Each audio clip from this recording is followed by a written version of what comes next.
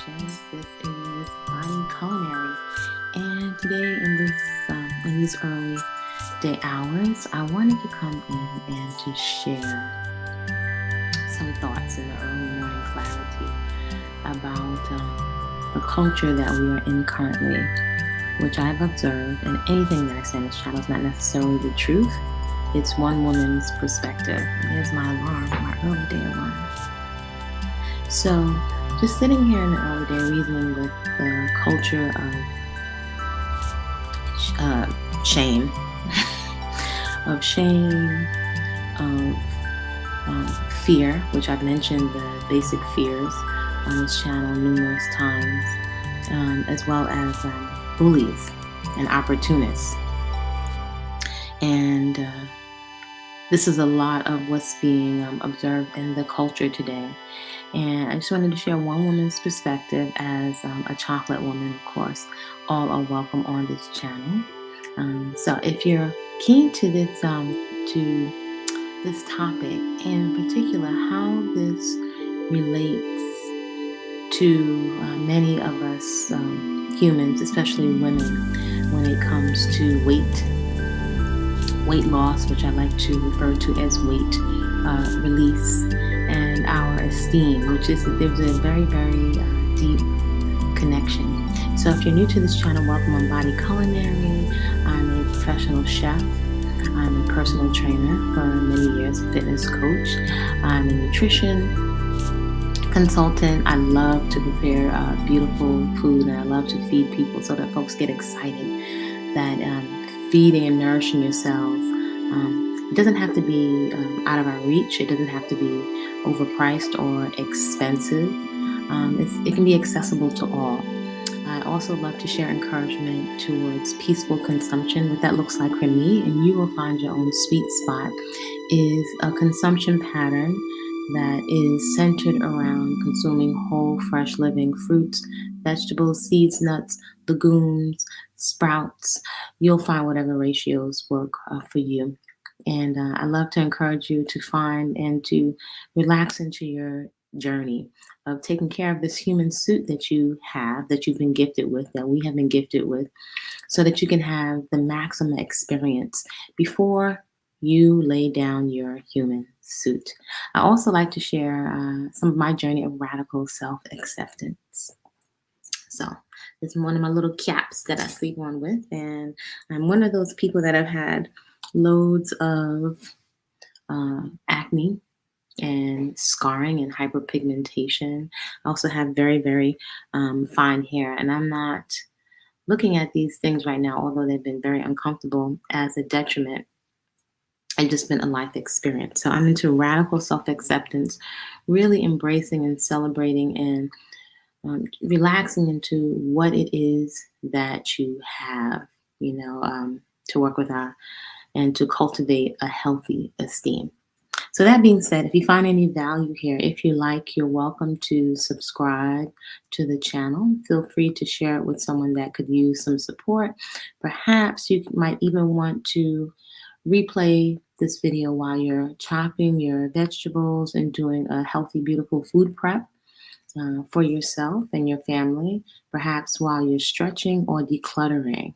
Huge into practices that you have access to, right? Practices in creating your own personal routines and rituals that not only empower you, where they're focused around an activity where you're doing something, because a lot of times we can be really stuck in here in our heads, right? And recycling thoughts.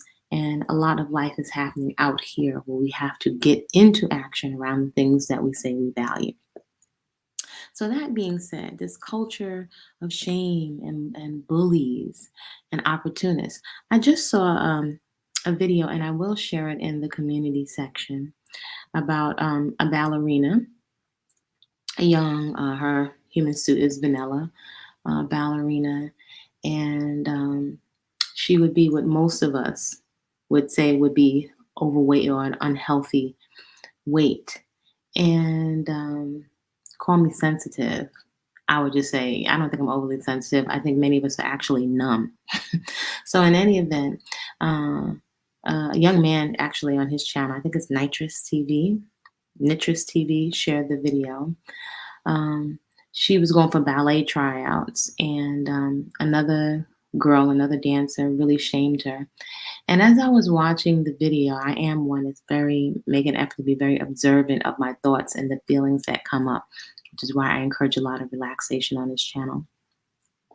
In any event, um, she actually has a medical condition, and she showed up to tryouts for a part in a ballet, and this got me to thinking about and I've heard someone say this, shout out to UGC. I heard someone talk about how women, we can be very cliquish. Human beings can be cliquish, and we can be very exclusive and mean. And so this was really a clear example of the elitism, and what really struck home, which really made me feel sad and brought up the different feelings. Um, Embarrassed. I would not consider myself a mean person. Definitely a human being with flaws, but it just got me to thinking how it's at a fever pitch today. How we can really exclude others or be mean or um, just feel exclusive of others. Just make other girls or women feel left out and to shame them and bully them. So just the teasing is so normalized now. I don't know that we're willing to really take a look at it. It has become such a familiar part of our culture, shaming and bullying, and it's so interesting. And this may be unpopular opinion. People may say it's not the same. I'm just expressing. You're always welcome to comment respectfully in the comment section. So it just got me to thinking about, even in our culture, even within our own families, many years ago, and I think I've mentioned this before, it used to be called, from previous generations, doing the dozens. When I was growing up in high school, it was called getting hot on each other, where you're teasing who can make the most mother jokes or talk about your nose or talk about your features. And I think we don't like it when this is done to us. We have all kinds of court cases, and we take people to court and we want to change laws. However, I don't think that it's not totally honest. It's not totally honest when we have such a culture of shame and bullying, and big one, fear, is immersed into our comedy. It's immersed into our music. Definitely, I would say with hip hop. And this may ruffle some feathers. I grew up on hip hop, but I would have to say, and I'm so grateful that I have some other folks from this current generation that have shown me there is so much more good music. But a lot of it, I think, I would say trash. That is very kind of, I don't think that does enough to articulate what I don't find appealing, or why I would not patronize a lot of the more popular music, is because of the lyrics, the narrative, and we are highly programmable beings. So I think it's the backdoor mentality. Although we seem to be entertained, there are other types of instructions and mental processing that is going on as we are watching the images and the stories and the narratives. Humans, we love stories, and our imagination is stimulated. There's something coming through the back door, which I don't think that we acknowledge. So back to the shame. The young lady apparently is very overweight. She has a medical condition, which no one knows about initially. She also lost her mother from a very young age, from a little girl, in a car accident, and her auntie encouraged her to take up ballet. And as she was being bullied by another dancer, who by all dancer terms was not teeny weeny herself, I just thought it was interesting that this girl was making her feel like, that here's what's come up, that I'm better than you, right? So it got me to thinking, Do I feel better, or is it possible I could feel better than someone else because I have makeup on? Can I feel better than somebody else because my hair is longer? Because I do have makeup on, or in contrast, because I don't have makeup on. So, in the naturalistas, can we feel, and just as human beings, right? Rather than make ourselves bad or wrong, I invite you to a healthy sense of curiosity.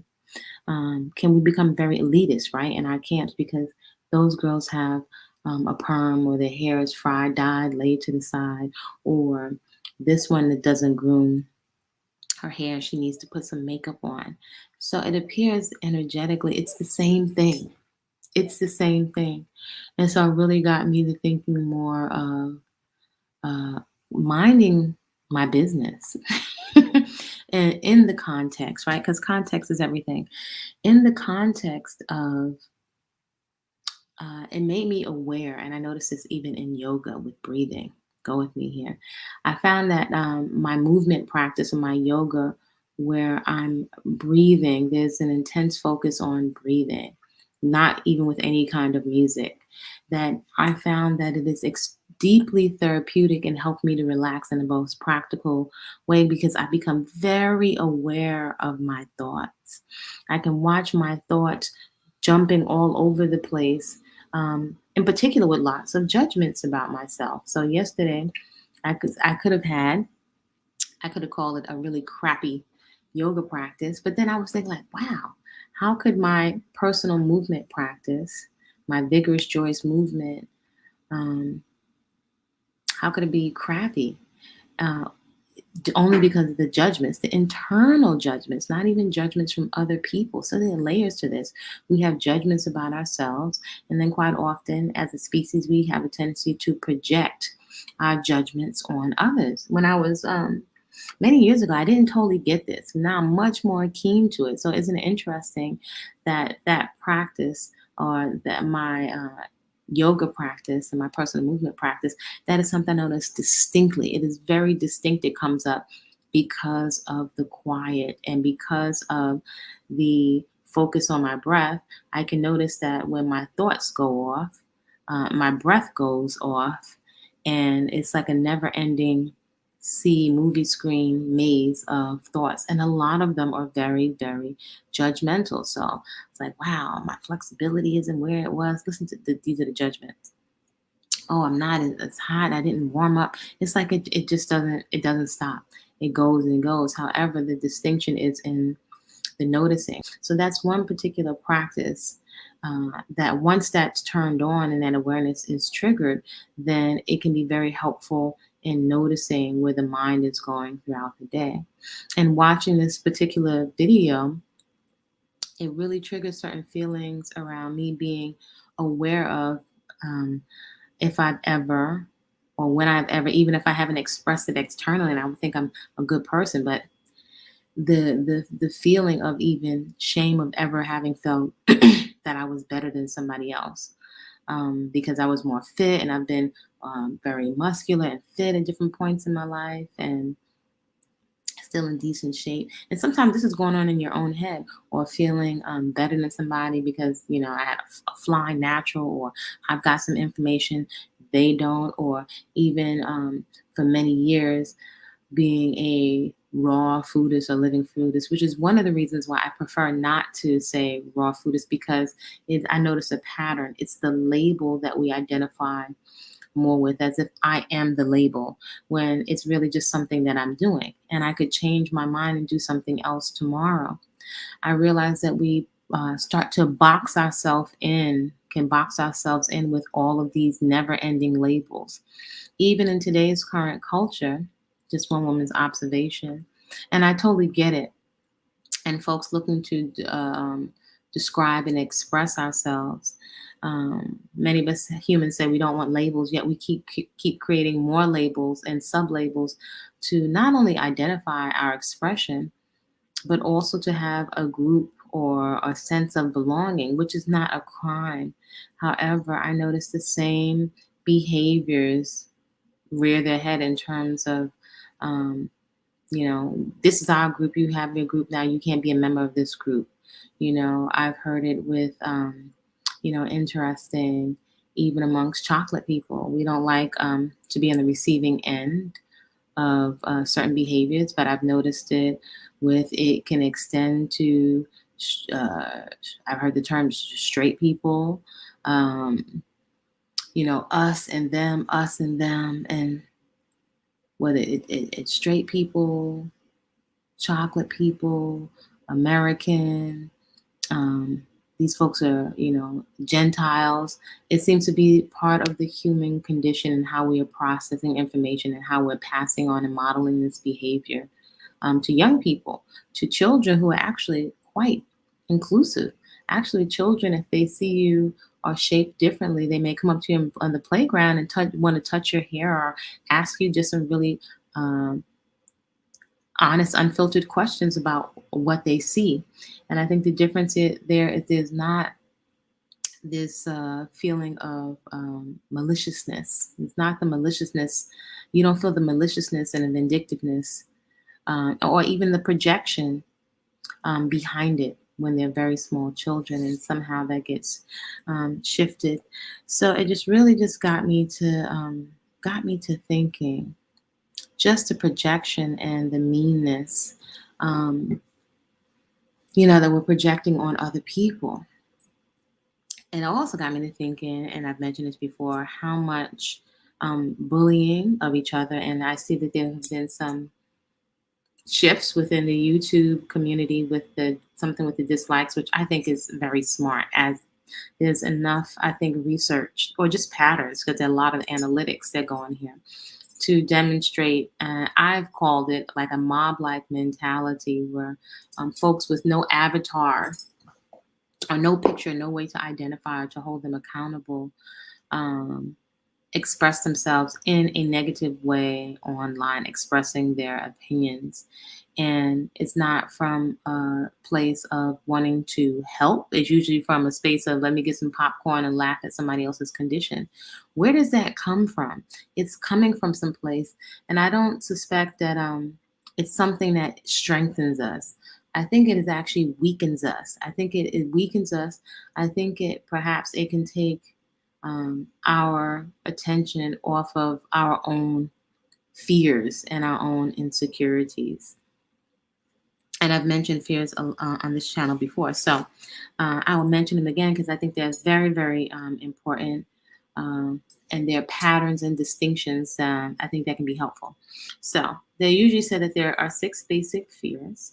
And I have observed that they will override all of the really intelligent information about health, about diet, keeping yourself safe, keeping your reproductive organs and your body temple safe, and have us put ourselves in harm's way because it's very primal and it's a backdoor mentality, right? In terms of having triggering behaviors that have us bring towards us the very things that we are fearful of.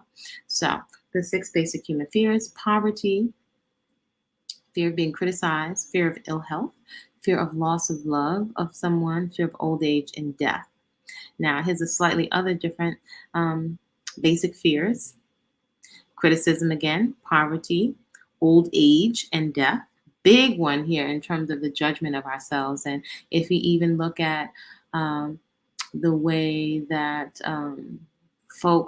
women feel shamed, and now even men, right? And trying to hold on desperately to a look, right?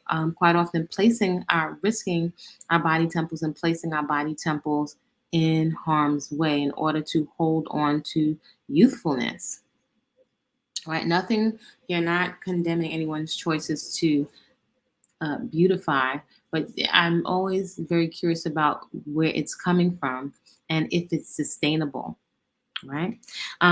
Fear of failure, I think, is a huge one, right? Fear of failure and backdoor mentality, an example of what I'll call the backdoor mentality.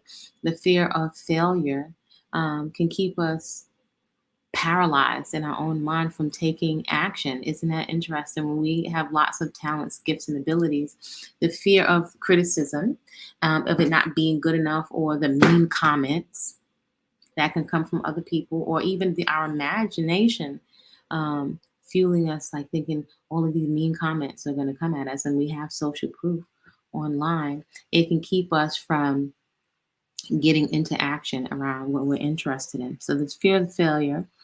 There's also considered a fear of offending others. Isn't that interesting? Which go back to the fear of criticism, fear of offending others, fear of looking foolish, and fear of success. I would add to the fear of success um, the responsibility that comes with success, right? The order, the organization, the fear perhaps of maybe having to let go of certain relationships. So those fears are really driving a lot of our behaviors. I would even say if we look at opportunists and how fear is used to market to drive our spending patterns our consumption patterns. This is really important information to or distinctions to be mindful of. So how can this relate to eating? I've observed in my own family, myself, in my practice and working with clients over the years. I've always been curious. I'm always driven by what drives self-sabotaging behaviors, as well as what clicks the switch to us being motivated to get into action around what we say that we value. And I noticed there are certain patterns. I think the patterns and distinctions can be a shortcut. So the shame, if we reverse engineer backwards, where does the shame come from? A lot of times it's from the adults around us modeling shame, or in their criticisms, or sometimes if they're speaking to us harshly and they may be giving us some of the stress of their day that gets released out onto children. So we may not, because children can't speak up for themselves and defend themselves, and they're very, very innocent, we can have a tendency to take that for granted, not realizing that we could be creating situations with our children. It's not about us being perfect. It's the awareness. It's the awareness. So, I think of all the fat, the fat shaming. I think it actually, again, it's a backdoor mentality. I don't observe that it makes people more motivated to get into shape, or I would even say the body is intelligent enough to fall and to adjust for the average person, um, to adjust to a healthy weight. And I think perhaps we're not really looking at the feelings and the emotions and the sadness that trigger a lot of our behaviors and our eating consumption patterns, as well as being fixated onto the screens with the stories that we're watching, whether they're reality TV, and we have all of these clicks with women. Now it's popular. It's become normalized, popular culture to be fighting each other, shaming each other. You see a lot of the cliques and a mob mentality. This is for profit. It's got all of our attention fixated on it for profit. And it is really what we're watching through the screens are sets, as I see it, are sets of instructions that must be processed. And they do affect subconsciously our behavior and what we find attractive. Um, what is acceptable in our treatment of each other. Maybe we think that we are excluded as animals. However, we as a species, we mimic behavior, plain and simple. We mimic behavior. So I know this definitely triggered or sparked, like be careful my language, really sparked certain emotions. Um, Mostly what I think was really wonderful towards the end of the story or the presentation. And this is based on a true story. The young lady pursued her dance, still quote unquote plus size or voluptuous or fluffy. It's one of the reasons why I'm very particular around the language that I'm using for myself. And for myself, I think perhaps another way to look at this thing with weight, and it makes me think of the family history of or obesity, and um, really looking into the roots of it. A lot of times we're so fixated again on the end result or the symptom of the unhealthful amount of weight that we're not allowed, definitely as Afro women, we're not allowed to process the depression, the mishandling, um, the trauma. There's nothing, doesn't appear to be a safe space that is not for profit from other folks for us to um, to come to terms with, to come into acceptance, to see how to proceed to neutralize these different things that we're being exposed to and that have happened to us. Who really has it in their best interest for you to resolve trauma? Because the trauma and the fear, it drives spending patterns, it drives consumption patterns. So therefore, it is extremely profitable. It's profitable. So for us, even the bullying and the catfighting, I don't think perhaps we're really looking at the true cost. And it was really interesting. I don't think many of us can imagine at this point. It's become so normalized. I don't know that we can imagine life without the comedy of bullying and being exclusive in cliques, like the fun, the so-called fun of it. That's really, really that's really, really amazing. Can we imagine a life of enjoyment without bullying others, without shaming others for their conditions or for their bodies that are misshapen? When, I would say, in a very practical, spiritual, from a practical, spiritual perspective, spirituality to me is very practical. Obviously, people are processing emotions, which are not logical. We're not as logical as we think we are.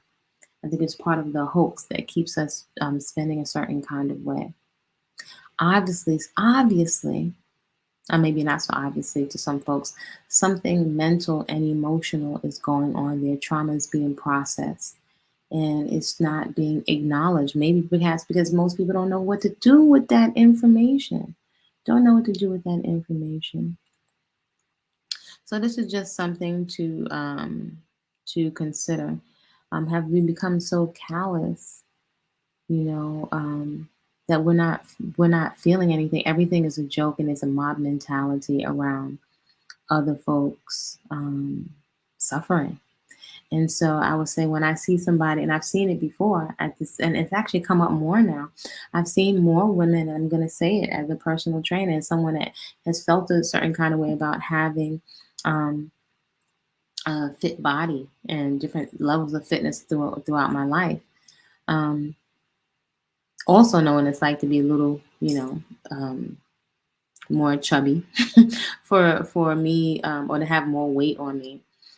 For me, it's been a conscious choice to the best of my ability to prioritize health.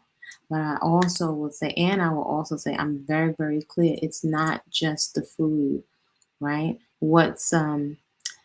It's bigger than the food, because the emotions and the fears will bypass logic, and when they are triggered, they will totally usurp, they will totally drive your behaviors, they will outweigh all that, and that's very humbling. In addition to just the fact that with all, we can put on all the makeup, we can eat all the raw foods, we can do all, the body's going to age, we have accidents, things happen, you know um, it's the feverish pace at which we are trying to preserve youth. So, where is the healthy balance? Keeping in mind, I would love to hear in the comments what you think, or is a healthy balance. And again, being mindful that a lot of what we're saying sometimes is rhetoric, and it's not necessarily. It's what we're saying. Is that your personal experience, or we have a tendency to give a virtual high five or to wax poetic about things that we're observing that are not necessarily our own personal experience, right? And everybody has different experiences. We're at different points along our journey. Have you ever been bullied or shamed? Have you ever? You don't even have to share it if you like in the comments, but if you like, or what do you observe? Um, have you felt those feelings for other people? You feel better, especially as women, than another woman because you have makeup on or don't have makeup on because you're fit or because you have longer hair. It's interesting. I think we can all find something we feel like we're better than other people. And what and who would we be? What would it look like if we didn't feel better than anyone, if we were just focused on our own business? Is this, inevitably a part of the human psyche? I don't have all the answers. However, that really got me to thinking. It was a really, really good and humbling share that invites us to focus more on minding our own business in the context of, I'd like to say, a healthy curiosity about others, but also thinking about ourselves. Because while, and I've thought of this often, while I may not be 300 pounds physically, I think you can definitely be 300 pounds mentally and emotionally. And that's the part that other people can't see. So this is just my share. That video is Nitrous TV. The video was it was called Ballerina. I think it was called Ballerina is Fat Shamed. So I think you find that likely here on YouTube. So that being said, I'd like to invite you to just consider relaxation. Eating and consuming energy when you are relaxed. I think perhaps also considering that there's nothing wrong with eating for pleasure. I think there's a balance, there's a duality of eating for pleasure, but also eating for nutrition from a cellular level. If we're only eating for pleasure, as if perhaps that food or that pleasure only the party in your mouth, is we're using it perhaps as a substitute to soothe ourselves if we're not in fulfilling relationships, or if we may be in an unfulfilling relationship with yourself, which means a lot of times we're out of integrity. We're not getting into action with the things that we say are important to us. But I invite you to relax into, we can eat for pleasure, right? I have a lot of pleasurable things to look forward to, which has been huge in me being able to maintain a lifestyle of whole, fresh, unprocessed foods, and where I don't have to just go by the label. The label is only a distinction in terms of what I want served to me or what I'm choosing. However, it doesn't make me better than another person. Trust me, I've seen folks eating whole raw foods, forever. That does not necessarily mean, that you're not a scammer or that you're a good person. That's a whole nother story. But I invite you to just consider we can eat for pleasure, as well as eating in a way that nourishes your brain, your arteries, your reproductive organs, and it can be very pleasurable to eat healthy, right? Perhaps it will require us investing in educating ourselves about some other ways to prepare the food. It's been a journey for me of several decades, and it's been a great investment. It's been a great investment. It's been also a lot of trial and error. I don't think there's any way around trial and error. There is a guide that I've put together with lots of questions that I thought that people would ask me about what I feed myself, and I've been feeding myself and my family, and knowing that you can eat healthfully. It doesn't have to be super duper expensive, and it can be sustainable, right? So that guide is Whole Living Foods in the Hood, Part 1, with menus to fit your budget. You can find that guide on body-culinary.com. Also, if you'd like to see how I've used food and my movement practice, but primarily food, not products, to really help to assist my body temple in clearing up all the stuff that was in there that had to come out. Just food and my movement practice help move all that good nutrition around. That guide is in natural beauty no products that you can find on body-culinary.com. Natural beauty with no products, only food. That is cruelty free and vegan. However, the label is not necessary. I'm just telling you. that is what worked for me consistently. So I'm inviting you also to, if you've got very flat hair, why not explore and see what you can do? You can, I call it freedom hair, AFRO locks, because it's kind of the same. I don't know, it's on the spectrum. Because again, I am not anti-blame. I can appreciate blame. However, for me in my journey, being able to sit and be very intentional around relaxing into my skin and the different phases of life is important to me. Knowing that other human beings will judge me, judge people. It's the context of the judgment. There's judgment condemnation.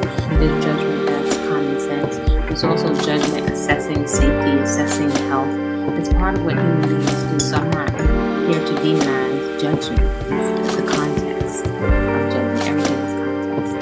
So in any event, that's what I have for you today. I'd love to hear your thoughts. I'm inviting you all to create a great day on purpose. Feel free to check out my coming on Instagram and TikTok. I'm Kwasa with a K, Kwasa. Peaceful, like full belly eating. And I'm inviting you all to create a great day on purpose. And I will see you soon. Feel free to like, comment respectfully, and subscribe.